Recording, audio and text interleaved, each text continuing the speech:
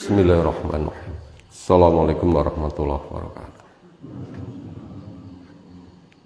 Alhamdulillahirabbil alamin.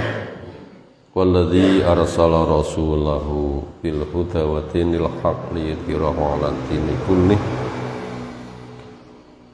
Kafa billahi syahida wa asyhadu an la ilaha illallah wahdahu la syarikalah wa asyhadu anna Muhammadan abduhu wa rasuluh. Allahumma shalli ala Muhammad wa ala alihi wa ashabihi wa man tabi'ahum bi ihsanin ila yaumiddin. Ya ayyuhalladzina amanu taqullaha haqqa tuqatih wa la tamutunna illa wa antum muslimun. Wa ba'd, fa inna asdaqal hadisi kitabullah wa khairal hadyi hadi Muhammadin sallallahu alaihi wasallam. Syarrul umuri muhdatsatuha, fa inna kulla muhdatsatin bid'ah wa kulla bid'atin dhalalah wa kulla dhalalatin finnar. Ayolah ikhwah, azza wa ta'ala, insyaallah kita masuk hadis ke-28 dari matan kitab Al-Jami', bab-bab akhir dari Kitabul Maram oleh Al-Hafidz Ibnu Hajar Al-Asqalani rahimahullahu ta'ala. Temanya tentang al-jaza'u min jinsil amal, balasan yang akan diterima seseorang sesuai dengan apa yang diperbuatnya. Semisal menolong ya ditolong, tidak menolong ya tidak ditolong. Mau mensolati jenazah nanti juga akan disolati, bila tidak mensolati ya tidak disolati. Andai disolati mungkin nggak diterima, mungkin yang menyolati mereka yang nggak tahu, yang nggak terpenuhi syaratnya. Makanya nabunglah nanti biar bisa mengambil tabungannya. Mana mungkin akan ngambil tabungan kalau tidak pernah nabung. Temanya tentang al-jaza'u min jinsil amal. An Abi Hurairah Abdurrahman ibni Sahar ad-Dawsi radhiyallahu anhu qala Rasulullah sallallahu alaihi wasallam, man nafasa barang siapa yang melapangkan, menghilangkan, an mukminin terhadap saudaranya sesama mukmin, dan kita mukmin insyaallah, kurbatan satu kesusahan, min kurabi dunia, diantara susah-susahnya dunia. Membantunya tidak harus semua kesusahan, tapi semampunya. Walaupun mampunya hanya menolong untuk menghilangkan satu kesusahan, karena kemampuan manusia memang terbatas.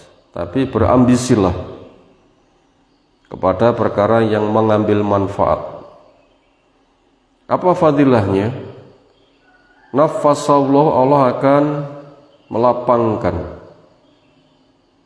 melonggarkan, menghilangkan, anhu darinya, kurbatan satu kesusahan, min kurabi yaumil qiyamah, diantara kesusahan di hari kiamat.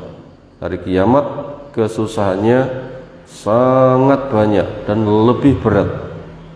Makanya kita berpikir ke sana supaya tertolong. Di dunia tempatnya untuk nabung, gali potensi apa yang bisa saya sumbangkan pada orang lain, supaya saya punya catatan nanti akan ditolong juga. Wa man yassara, siapa yang memberikan kemudahan, an muhsin, kepada orang yang kesulitan, termasuk beban-beban hutang. Seseorang membantu untuk membayarnya, atau beban-beban yang lain yang mana itu mengalami kesulitan. Kepada orang yang punya hak nagih, ketika yang ditagih belum bisa membayar, wa nadhiratun ila maisarah, beri waktu tunda sampai dia mendapatkan lapangan rezeki. Sekira harapan membayar kok nggak ada, bebaskan saja, jadi tabungan sedekah. Itu contoh memberikan kemudahan kepada orang yang mengalami kesulitan. Fadilahnya apa? Yassarallahu, Allah akan memberikan kemudahan alaihi, kepadanya, fid dunya, entah beban dia di dunia termasuk beban hutang, tahu membayari ganti dibayari wong, tahu nyumbang ganti disumbang oleh orang lain. Demikian juga wal akhirah, beban dia di akhirat. Mungkin di dunia belum terselesaikan, di akhirat dituntut, di sana juga akan dibantu untuk mencari penyelesaiannya. Waman satara, siapa yang menutup aib musliman pada saudaranya sesama Islam, seperti apapun orang itu punya kebaikan, mesti punya kekurangan. Dan selagi orang itu baik-baik, bukan penjahat, bukan orang yang dikenal merusak sana sini, tapi dikenal orang baik-baik dan bekerja keras jadi orang baik, nah, satu kesempatan dia punya kekurangan, maka jangan dibongkar, tutupilah. Kalau orang itu memang dikenal penjahat, tidak bisa dimaafkan, ya jangan ditutup, tapi dikendalikan. Fadilahnya apa? Satarallahu, Allah akan menutup aib dia di dunia wal akhirah, dan juga di akhirat. Andai kita dipandang oleh orang lain itu baik, sebenarnya bukan baik, cuma keburukan kita banyak ditutup oleh Allah. Andaikan setiap kita punya kejahatan dibongkar, kayaknya nggak ada yang tampak baik. Walaupun kita sholat, betulkah kita sudah khusyuk? Andaikan dibongkar, wah wong kuwi gak khusyuk, kan langsung terbongkar. Makanya sukalah menutup aib orang lain sekira pantas untuk ditutup. Nanti juga akan ditutup kekurangan kita, entah kekurangan kita di dunia maupun di akhirat. 3 di atas contoh-contoh memberikan maslahat pada orang lain. Contoh yang lain sangat banyak, lalu dirangkum di dalam kaidah umum. Wallahu fi aunil abdi, dan Allah selalu berkenan menolong kepada hambanya. Selagi karena ada si al-abdu, hamba tadi, fi auni akhi, di dalam pertolongannya kepada saudaranya. Selagi gelem nulung, akan ditulung. Macamnya apa? Lihat kepada kondisi. Akhrajahu, mengeluarkan hadis ini Muslimun, oleh Imam Muslim, semoga Allah Ta'ala merahmatinya. Sebenarnya hadis ini sangat panjang, tapi dibahas sebagaimana poin pembahasan. Pelajaran yang bisa kita petik dari hadis di atas: pertama, setiap diri punya bawaan, semisal egois, tergesa-gesa, dan juga punya sifat lemah. Akhirnya orang terdorong untuk punya rasa gigir. Kita ulang, setiap diri punya sifat bawaan, semisal egois, semisal ajal, tergesa-gesa, dan juga dhafun, lemah. Akhirnya dia punya sifat gigir.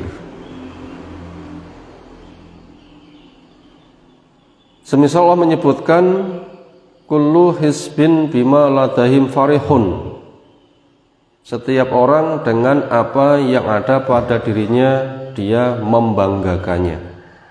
Itu diantara sifat ananiyah, keakuan, egois.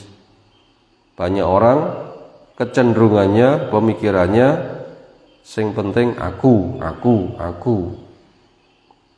Kenapa kok begitu? Ya itu sebuah kewajaran. Sebab nanti apabila dia mati juga berpikir aku.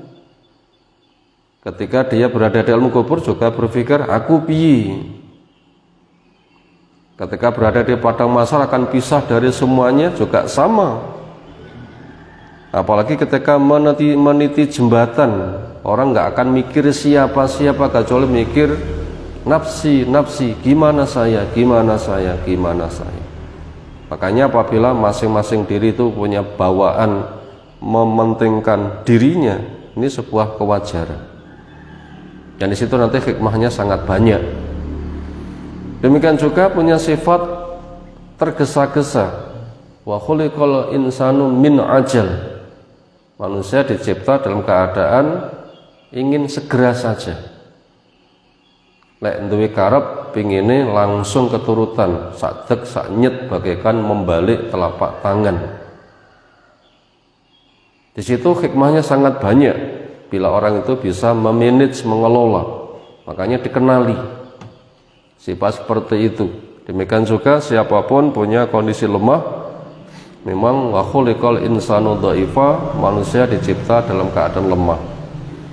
Akhirnya diantara resiko-resiko ketika orang itu egois, tergesa-gesa, lemah, akhirnya orang itu kikir, cedil. Yang kadang ada pemikiran, ya apa mikir wong liya, mikir awak dhewe ra genah. Barang kok diweh-wehne kaya barang turah. Atau bahasa yang semisal. Makanya apabila kita punya rasa kayak begitu, ya begitulah kita disuruh mengenali Islam, membimbing bagaimana penyelesaiannya, sehingga dengan begitu nanti manusia memiliki kesempatan beramal, berkarya. Setelah orang itu punya masalah gak bisa menyelesaikan, maka pembelajaran untuk memberi penyelesaian. Masuk pada pelajaran nomor 2. Cukupnya butuh itu berada di sisi Allah Subhanahu wa ta'ala. Supaya kebutuhan itu cukup, siapa yang bisa mencukupi? Allah Subhanahu wa ta'ala. Lalu ketika Allah menyelesaikan butuhnya si makhluk, ada penyelesaian yang Allah selesaikan sendiri. Ada juga penyelesaian yang Allah lewatkan dengan hukum kemitraan, hukum ta'awun, hukum kerjasama. Sebagaimana ada pada surah Zuhruf 32, yattakhidha ba'dhum ala ba'dhin suhriyah, supaya sebagian mereka terhadap sebagian yang lain yang kondisinya berbeda, ada yang kaya, ada yang miskin, ada yang sehat, ada yang sakit, ada yang longgar, ada yang sibuk, supaya terjadi yakhdumu ba'dhum ba'dha, saling membantu sebagiannya pada sebagian yang lain. Iman diperintahkan wa ta'awanu 'alal birri wat taqwa, supaya kamu saling tolong kepada perkara yang baik, dan itu perbuatan ketakwaan. Itu namanya kemitraan. Kita ulang poin yang kedua. Cukupnya kebutuhan itu berada di sisi Allah Subhanahu wa ta'ala. Mungkin Allah akan selesaikan sendiri, mungkin Allah akan selesaikan dengan hukum kemitraan yang Allah tetapkan. Siapapun jelas punya butuh. Kalau kita mendata kebutuhan kita, berapa butuh kita? Iki butuh, nggih. Yang ini lagi saya butuh. Dan sangat banyak. Apakah setiap kali kita butuh bisa menyelesaikan? Tidak ada jaminan. Makanya semua penyelesaian kebutuhan adanya di sisi Allah Subhanahu wa ta'ala. Nama Allah adalah Ghaniyu, zat yang maha kaya. Kafin abdah, akan memberikan kecukupan kepada hamba-hambanya. Lalu ketika Allah mencukupi butuhnya si hamba, ada cara yang Allah selesaikan tanpa usaha makhluk. Karena urusan Allah ketika mengendaki sesuatu, Allah hanya mengatakan kun, innama amruhu idza arada syai'an ayyaqula lahu kun. Urusan Allah ketika menghendaki sesuatu, Allah hanya mengatakan kun, jadilah. Akhirnya terjadi. Dan ini sangat banyak sekali. Ini sangat banyak sekali. Tanpa usaha makhluk Allah menyelesaikan sangat banyak. Kita nggak bisa menghitung. Yang kadang orang itu malah ngaku-ngaku katanya kehebatannya, padahal dia nggak punya peran sama sekali. Menyebabkan akhirnya menjadi kesombongan dia.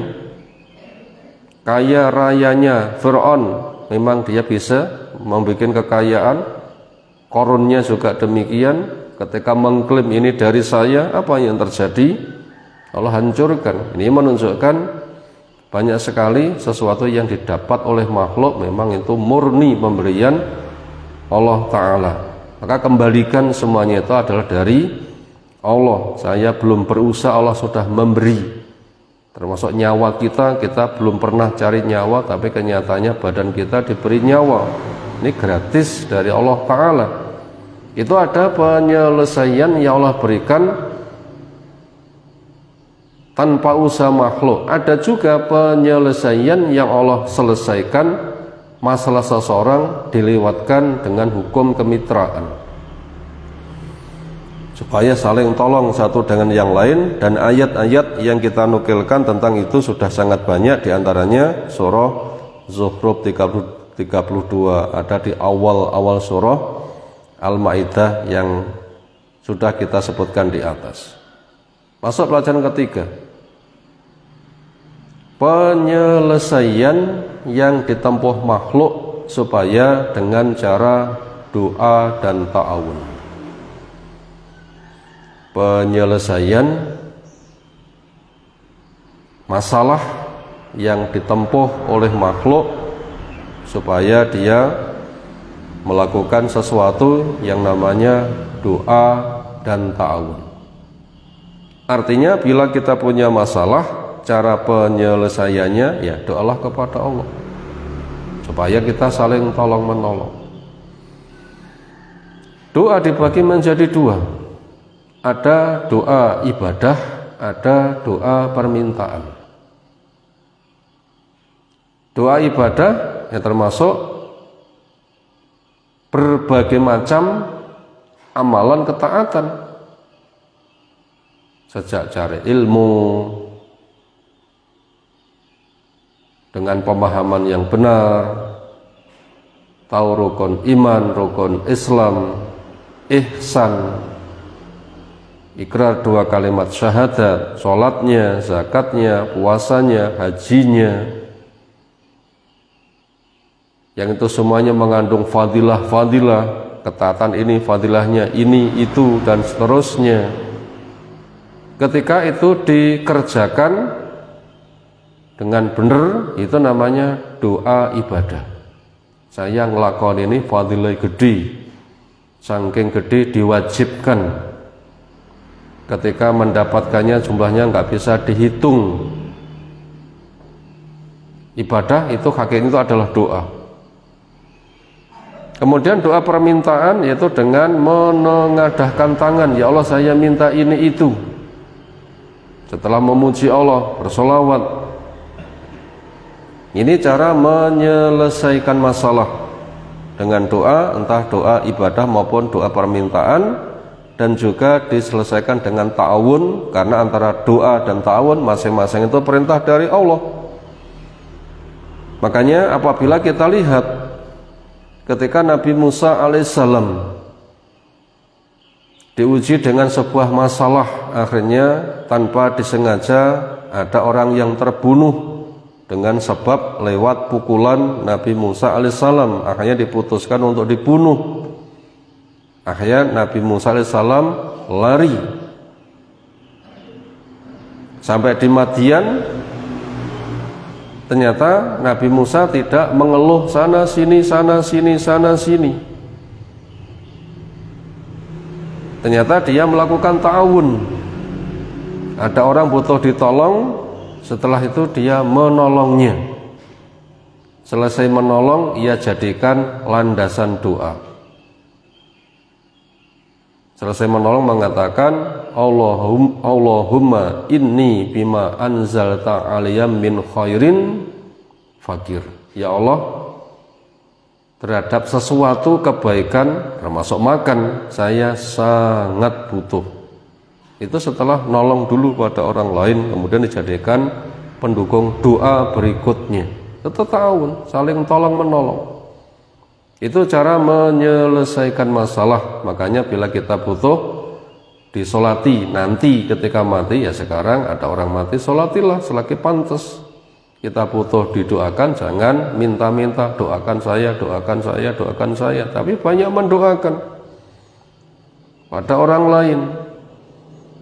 Dan berbagai macam perbuatan-perbuatan yang ada. Berikutnya masuk pada pelajaran yang keempat. Bentuk ta'awun, bentuk tolong-menolong, itu dengan melihat kebutuhan lingkungan. Bentuk ta'awun, bentuk tolong-menolong, itu dengan melihat kebutuhan lingkungan. Apa ya sing tak tandangi? Ya lihat saja lingkungan. Ketemu A, apa butuh dia, selagi mampu membantu, bantulah. Ketemu B, tahu butuhnya, segera bisa membantu, membantulah. Dan masing-masing itu macam-macam. Ada yang butuhnya makan, butuhnya minum, butuhnya kesehatan, butuhnya nasihat, butuhnya teman untuk curhat. Kan banyak sekali. Kita bergaul nanti akan tahu apa butuh A, butuh B. Maka masuklah pada hajat mereka. Nanti kita pun juga punya hajat, akan ditolong. Karena kita nggak akan mampu menolong diri sendiri. Dan Allah akan membantu ketika orang itu mau bantu pada orang lain. Itu tadi pelajaran yang keempat, untuk ta'awun, itu dengan melihat kebutuhan yang ada di lingkungan, kita nanti akan tahu apa yang diperbuat. Termasuk silaturahim. Kenal kepada keluarganya, akan tahu, wah keluargaku sana keadaannya begini, apa yang bisa disumbangkan, dan macam-macam. Itu sangat luas. Kemudian pelajaran yang kelima, puncak pencapaian tujuan. Untuk sukses akhirat, dunia akan dimudahkan. Puncak pencapaian tujuan. Untuk sukses akhirat, yang dunianya akan dimudahkan. Artinya bila kita melakukan ini itu, maka pemikiran yang paling pokok adalah ini tabungan supaya saya nanti di akhirat selamat. Nek dunia aku tak nulung, sok nek akhirat aku ben ditulung. Pemikiran kita itu supaya lebih jauh ke depan. Sehingga apabila kita jauh ke depan seperti itu, nanti dunia kita pun juga akan dimudahkan. Saya akan memberikan minum. Bila betul-betul ikhlas diterima, bukan sebatas di akhirat dia diberi minum. Di dunia pun juga ketika ada orang tahu, wah itu tahu nolong aku, sekarang tak tulungi, itu akan dimudahkan. Makanya puncak pencapaian tujuan upayakan untuk sukses akhirat. Di antara hikmah yang lain, dunia pun juga akan dimudahkan. Dan itu menjadi fitrah manusia. Kalau tahu si A itu senang nulung kepada dia, maka dia tanpa diperintahkan juga akan membalas. Aku ditulung bolak-balik, aku ganti pingin nulung. Itu namanya perkara dunia dimudahkan, tapi itu bukan tujuan. Tujuannya adalah supaya saya nanti ditolong di akhirat. Allah pun juga akan menolongnya. Nah nanti urusan dunia pun juga akan dimudahkannya. Sebenarnya cukup banyak pelajaran yang bisa kita ambil, sementara pagi hari ini kita cukupkan sampai situ. Semoga Allah Ta'ala berikan ilmu bermanfaat untuk kita semuanya. Subhanakallahumma bihamdika asyhadu an la ilaha illa anta astaghfiruka wa atubu ilaik. Assalamualaikum warahmatullahi wabarakatuh.